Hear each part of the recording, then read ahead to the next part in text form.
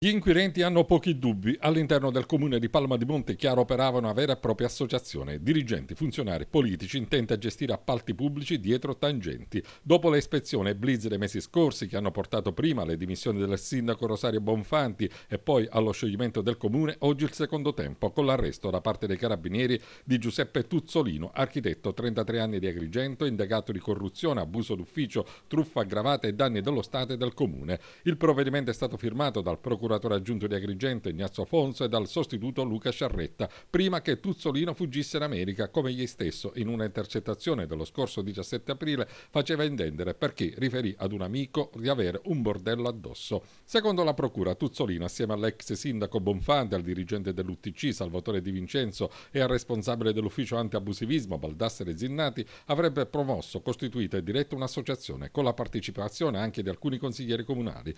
Il tutto dietro il pagamento di tangenti. Tra gli appalti finiti sotto la lente di ingrandimento della Procura il contratto di quartiere 2 a Stazione Pizzillo per quasi 2.400.000 euro e l'affidamento in concessione per 19 anni della gestione del mercato ortofrutticolo di Palma di Montechiaro. E ancora dal 2009 al 2012 decine e decine sarebbero state le false concessioni edilizie in sanatoria rilasciate dal Comune di Palma. Nelle pratiche edilizie custodite in municipio sarebbero state inserite dei falsi bollettini di versamenti postali, inducendo in errore sia i cittadini che richiedevano la concessione in sanatoria che i competenti funzionari comunali. In questo modo la presunta organizzazione si sarebbe appropriata di circa 220.000 euro che i cittadini versavano a titolo di oblazione.